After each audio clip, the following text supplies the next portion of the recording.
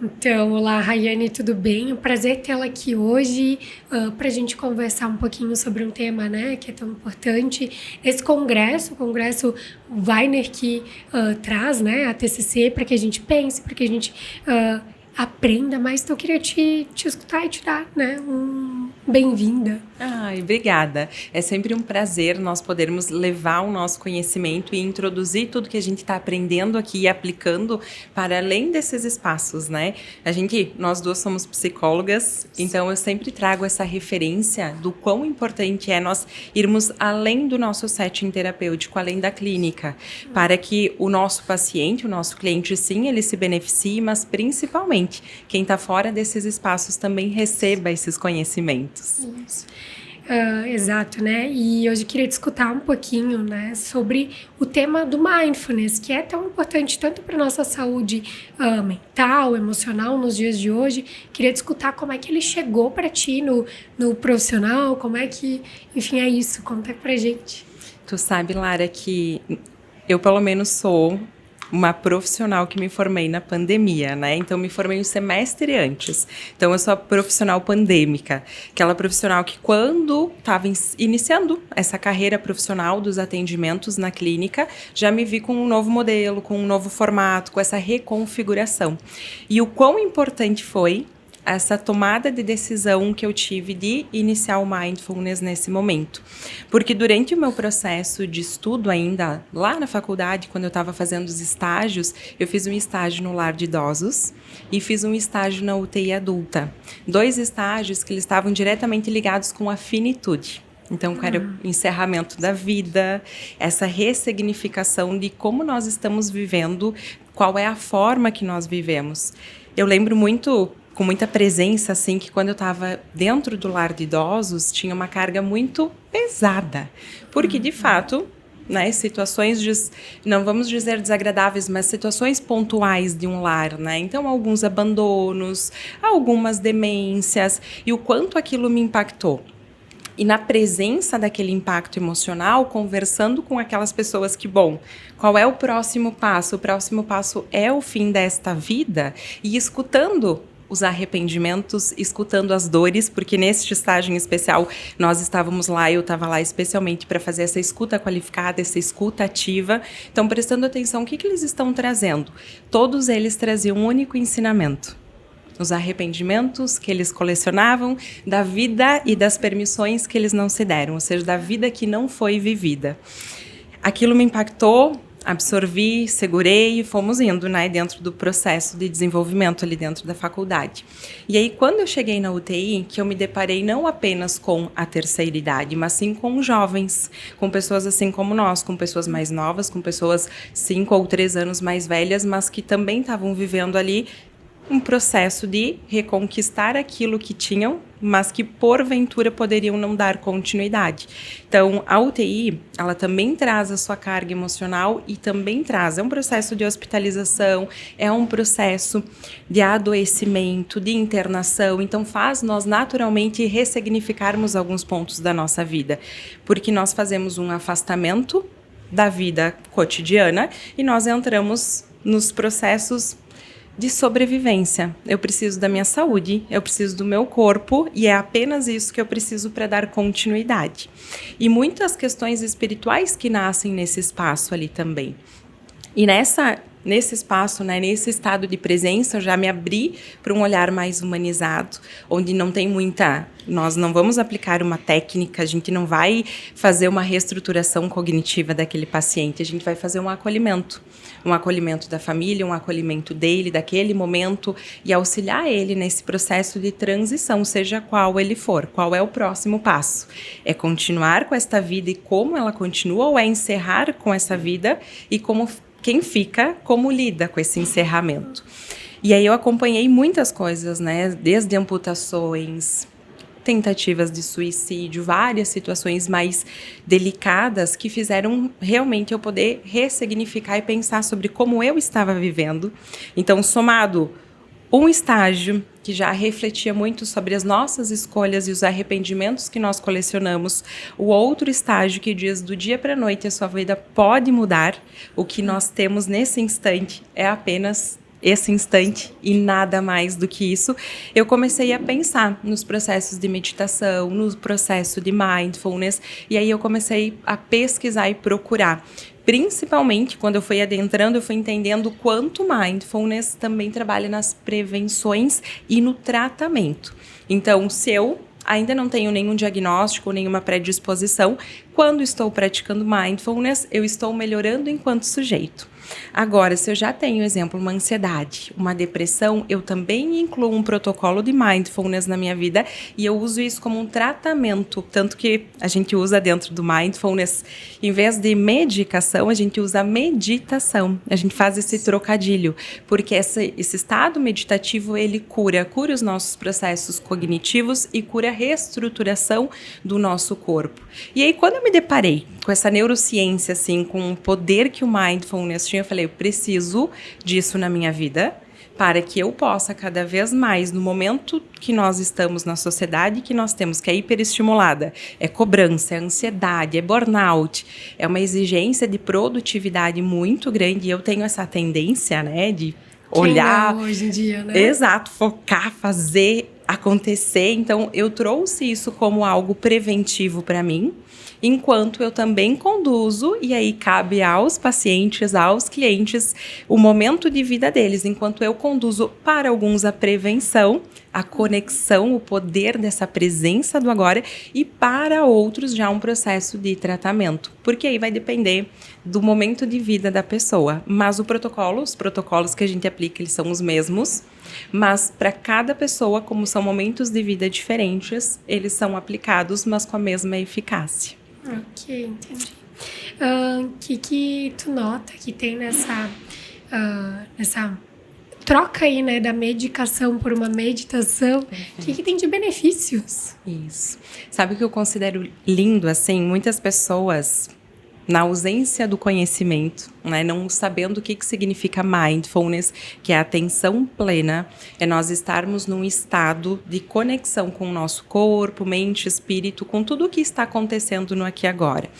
Muitas pessoas, na ausência desse conhecimento, acreditam que os estados de meditação eles vão trazer uma passividade, uma paralisia, uma desconexão, na verdade, né, com essa sociedade, com o mundo, e aí resistem a esses processos. Mas os benefícios do mindfulness é melhora na atenção, melhora nas relações interpessoais, melhora também no teu sistema imunológico, porque nós estamos trabalhando com a fisiologia do corpo, além da mente e do emocional, gera mais empatia, mais compaixão e nos coloca em estados de mais tolerância às situações que nós não controlamos, às situações de desconforto emocional, de imprevistos da vida. Então, ele traz muitos benefícios que todo ser humano poderia receber isso, mas que nós precisamos fazer um processo, né? Fazer um treino mental para que nós tenhamos esta qualidade do mindfulness, porque no dia a dia nós não temos. E um dia a dia que está tão cheio de estímulos, cheio de distrações, né? Cada vez mais hiperconectado. Como é que a gente faz para aplicar isso nesse mundo de hoje, né? E é isso que eu amo, assim, quando eu falo do mindfulness, o quanto durante os processos de formação, eu fui me modificando e eu consegui observar, porque eu tenho uma característica pessoal que é muito analítica, né? Eu tenho essa auto-observação muito grande. Então, eu conseguia ver os meus estados emocionais sem que eles me dominassem. E eu falei, gente, que maravilha! Assim como toda a ciência já tinha nos informado, mas vivenciar isso, eu considero que é como se fosse uma mágica, assim, eu sinto como se fosse uma magia. Eu falei, que delícia que é viver isso, porque o mindfulness, diferente do que nós colocarmos processos meditativos, é nós aplicarmos a qualquer ambiente. E aí eu vou trazer aqui para quem está nos acompanhando agora, bem o nosso cenário, né? O nosso cenário nós estamos no meio de um congresso, numa sala envidraçada, ou seja, nós conseguimos observar tudo o que está acontecendo lá fora, mas nós conseguimos manter o nosso foco aqui e ganhar essa consciência do que eu sinto, do que eu quero, do que eu preciso.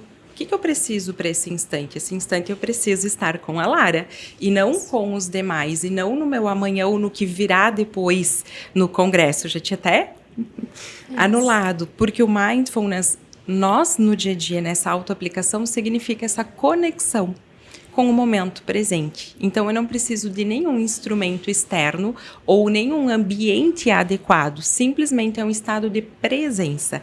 Então, nós fazemos um condicionamento, um treino mental para que a tua mente desenvolva esta habilidade de estar presente, observando a si. Então, nós temos os benefícios da metacognição e da interocepção. Metacognição é do campo cognitivo. Então, é nós observarmos os nossos pensamentos e não sermos reféns dele. Então, eu consigo perceber o que a minha mente está produzindo sem tomar aquilo como uma verdade absoluta. E a interocepção, que é essa percepção corporal. Tô ansiosa, por exemplo, tô nervosa, tô com fome, tô com sede, tô com frio. Quais são as minhas necessidades? E reconhecendo essas necessidades, eu deixo de pedir para os outros e assumo o comando da minha vida. Então, o mindfulness nos traz essa magia de nós aplicarmos ela no aqui e agora, independente do espaço que nós estivermos ocupando, é esse estado de consciência interno, de conexão interna. E aí eu queria fazer um convite, queria convidá-los para que a gente pudesse fazer esse experimento, né? Para quem está nos assistindo, nos acompanhando, para que também possa ter um primeiro contato com o mindfulness. E o primeiro contato, eu costumo dizer que é apenas esse reconhecimento dos nossos processos mentais e corporais. A gente não muda eles, a gente apenas se torna um observador, uma observadora. Então, é uma prática bem simples, mas que já faz com que a gente se torne, ou seja, desperte esse observador interno para que depois o observador ele se torne esse líder que tem essa autonomia perante o nosso corpo, a nossa mente, a nossa vida. E antes da prática, só para mim pegar aqui o gancho, que é exatamente isso que eu senti na minha vida que o mindfulness fez. Ele trouxe um protagonismo muito maior. Enquanto antes uma ansiedade dominava, um pensamento autocrítico tinha muita força, quando eu inseri o mindfulness, é como se tudo isso ficasse limpo e o meu eu verdadeiro, né, minha essência, o poder da nossa escolha, o poder da nossa consciência, ele assumisse. E aí a gente tem muitos benefícios. Por isso eu sinto essa paixão e essa energia assim, do mindfulness, porque ele traz um antes e um depois. A gente, assim como o nosso autoconhecimento, né? O antes e o depois. Quem eu era naquele inconsciente, quem eu sou agora, reconhecendo e dominando tudo isso. E eu falo muito de dominância e não de controle. Controle nós não temos, mas o domínio das situações, a condução das situações, nós temos. Vamos para a prática? Vamos sim. Então, uma prática bem breve, não importa o ambiente que nós estejamos, o que importa é nós seguirmos a orientação que eu vou estar guiando. Então, para quem estiver sentado na cadeira, vai descruzar as pernas. Vamos fazer juntos. E vai deixar os pés paralelos no chão e vai repousar as mãos. Pode ser apenas sobre as pernas, com as palmas voltadas para cima, ou num formato de conchinha também repousado sobre as pernas. Então vai deixando os teus pés alinhados no chão, te trazendo essa sensação de segurança. Vai gentilmente repousando as tuas mãos com as palmas voltadas para cima. Alinhando a tua coluna, trazendo o teu estado de presença, assumindo o teu lugar no aqui e no agora. E vai gentilmente fechando os teus olhos. Ou mantendo eles abertos num ângulo de 45 graus. E nesse instante, eu te convido a levar a tua atenção da melhor forma possível. Não tem certo ou errado. É apenas repousar a sua atenção na sua própria respiração.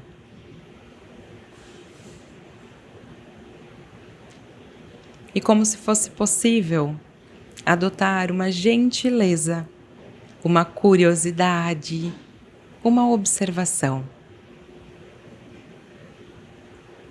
Adotando essa postura interna, que observa, que sente, que explora. Explora essa própria respiração, observando se ela é profunda ou superficial.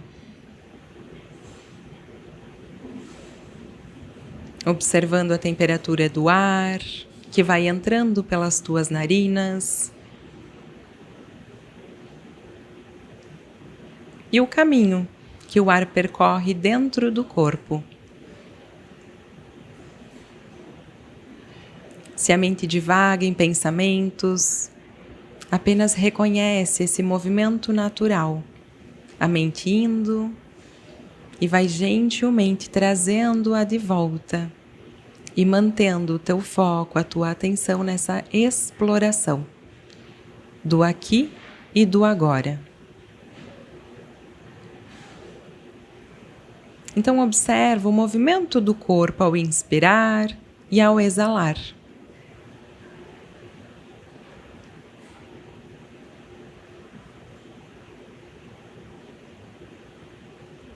E expande essa atenção para o corpo inteiro, sentindo seus pés, as suas mãos, mexendo os seus pés e as suas mãos. E no teu tempo, sentindo o peso do teu corpo na cadeira e abrindo os teus olhos. Voltando para esse momento. Já dá para alongar o corpo, dar uma soltada nos ombros. É muito comum que nesse momento a gente possa sentir uma sonolência, porque ele faz uma ativação do nosso sistema parasimpático que promove relaxamento, que expande a nossa consciência, que traz domínio do nosso sistema límbico, que é o nosso sistema emocional, e que faz uma regulação, essa reparação das necessidades fisiológicas, dessas necessidades internas das quais a gente não tem consciência plena, né? Mas que são tão necessárias para o funcionamento integral do nosso corpo. E os pés no chão também, porque pode muitas vezes trazer uma tontura. Algumas pessoas não têm esse hábito de parar, de sentar, de olhar, de focar. Então, muitas vezes, quando elas fecham os olhos, é como se elas estivessem mais soltas. Os pés e o encosto da cadeira também traz esse suporte, né? Para que a qualquer sensação nós nos sentimos seguros nisso que nós estamos adentrando, começando. E aí eu vou te questionar, como que foi a sua experiência? Acho que essa palavra que tu traz, né, de segurança, acho que quando a gente está se permitindo ali fechar os olhos, a gente tem que se permitir ao desconhecido, né? Exato. E com treino isso fica tranquilo, né? E acho que o mindfulness é algo que eu pratico na minha vida, que eu gosto muito, exatamente porque nos traz essa habilidade que a gente tem que ter na hora do dia a dia, né? Porque a gente não controla, como tu disseste, nada, né, Rayane?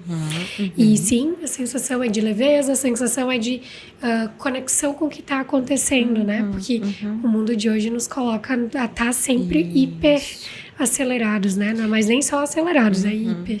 Nós estamos nesse momento com essa evidência muito grande da ansiedade pelo excesso de estímulos, pelo excesso de cobranças. Então, o que é a ansiedade? É o nosso medo de algo, mas uma projeção para o futuro, né? É projetado para um momento que não está presente. E aí nós começamos a criar fantasias, criar cenários paralelos, pensar. Só que quanto mais pensamento, menos conexão com esse corpo. Então eu fico mais suscetível para que o corpo entre naquele movimento que a gente chama, o corpo conversa conosco. Mas se nós não estivermos aqui conectadas para escutar, ele vai gritar. E aí vão vir os sintomas. E aí muitas vezes é aquilo que as pessoas nos relatam como até mesmo sintomas físicos, né? Pode ser uma crise de ansiedade, por exemplo, ou a boca seca, mão trêmula, uma desconexão, às vezes até uma dissociação, eu me desconecto. E muito nervosismo, uma sobrecarga, tensão, rigidez e outros sintomas emocionais que nós temos, comportamentais, né, emocionais, que vêm dessa carga, da carga emocional que foi sentida e as evitações que nós passamos a ter a partir disso. Então, a ansiedade, ela nos leva a uma privação da nossa vida. A gente tentando entender o futuro, controlar esse futuro, organizar esse futuro, na verdade a gente se desconecta da vida e se distancia daquele futuro tão esperado. Então esse estado de presença que nós vamos treinando, porque o nosso cérebro ele é um músculo. Então assim como na academia a gente vai lá e vai se fortalecendo, a prática do mindfulness no nosso dia a dia, que é lavando a louça, tomando banho, as minhas alunas ficam loucas. Elas entram no programa, tem o programa Despertar, que ele é exclusivo para que a gente faça esse movimento, né? Esse trabalho de conexão com a nossa essência, com o aqui e agora, com a nossa leveza, né? Com a nossa feminilidade. Primeiro relato que elas me trazem é que sensação gostosa é essa que eu não conhecia mais, que estava desconhecida, estava tão distante da minha vida, e o momento do banho se torna tão prazeroso, porque eu estimulo, eu digo, vai lá, desliga a luz, acende uma vela, coloca um aroma, sente a água, sente o aroma do shampoo, sente a textura do sabonete, se toca, se percebe, se nota, se sente, se reconecta com este corpo que é o nosso veículo tão sagrado também, mas que, quando nós estamos no emocional, a gente fica tão distante dele. Então, essa conexão com esse momento presente, com esse mindfulness, faz com que nós tenhamos tudo à disposição, tudo disponível para que nós possamos construir, de fato, uma realidade, além de saudável, porque essa é uma premissa básica, né? Mas que ela nos traga muitos benefícios reais, conexões de alma, presença na vida, menos arrependimentos, linkando agora com o estágio, né? Menos arrependimentos, porque eu consigo refletir sobre o meu momento de vida, sobre as minhas decisões. Eu não deixo para depois, né? Não deixo para depois. Nós estávamos agora numa palestra que falava sobre autocompaixão. E é muito este olhar. A gente cria, às vezes, a ideia de que se torna ou egoísta, ou que está sendo muito compassivo, ou seja, né, muito passivo frente a algumas situações da vida, e é o contrário. Nós olhamos, o mindfulness, ele traz um retrato da verdade. A verdade é esta. Então, a situação é a minha emoção é B, o meu pensamento é C, e agora observando como um terceiro, porque eu não estou sentindo tudo isso no meu corpo, eu estou conseguindo diferenciar esses estágios, olhando para tudo isso. O que eu escolho aqui e agora? Não é quem eu era no passado e o que ela faria, porque os nossos mecanismos inconscientes nos levam a buscar no passado esse repertório e aplicar no aqui e agora. Então, se lá com 5 anos eu gritava, agora, com 32, se eu não tiver desenvolvido e lapidado, eu vou buscar o mesmo recurso, um grito. Hoje, vendo mindfulness, eu falo, vem até aquele impulso. Dá um exemplo, né? Pode até vir o impulso de como eu quero gritar, mas cabe hoje? Ou cabe nesta situação? E se eu gritar, o que acontece? Será que eu não trago mais desconforto para a situação inteira?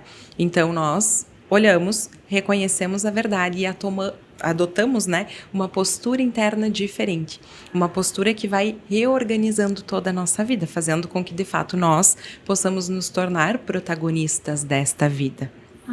E até falando sobre isso, me veio um insight também, o quanto nós temos essa dificuldade de lidar com as situações que são os imprevistos, que é o novo, que é o diferente, que é o inesperado, que é o que tu trouxe da tua própria experiência. Tu disse, quando eu fecho os olhos, eu preciso estar aberta para viver algo que eu não sei o que é, mas eu preciso me abrir para essa experiência e viver essa experiência, sentir essa experiência.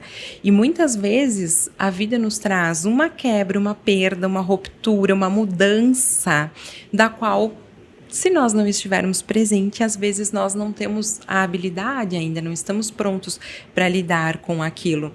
O mindfulness, ele traz essa forma de enfrentamento mais adaptativa, mais saudável, porque um dos princípios do mindfulness é a impermanência. Então, se eu sei que nada dura para sempre, o meu momento de desconforto emocional vai passar, a situação ruim vai passar. Então, os incômodos passam, bem como a felicidade e os nossos estados mais elevados de emoção, de pensamento, também passam. Por isso que eu desfruto, celebro, por isso que eu estou 100% presente ali. E, da mesma forma, essa impermanência dizendo, eu estou presente nesse instante, eu estou vivendo o agora e não me importa o que acontece depois, porque é agora, é de instante em instante, momento a momento. Depois pode ou não pode acontecer. E aí, só para trazer os 3 pilares do Mindfulness, que é a impermanência, a imperfeição e a impessoalidade. Então, a vida é impermanente, tudo vai mudar. A única certeza que temos é que tudo muda.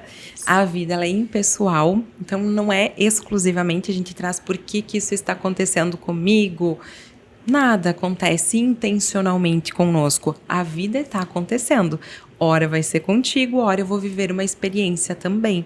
Ora vai ser comigo. Então a gente tem essa impessoalidade, que significa dor, medo, angústia, perda, luto.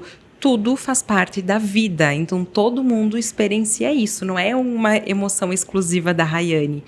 E a imperfeição.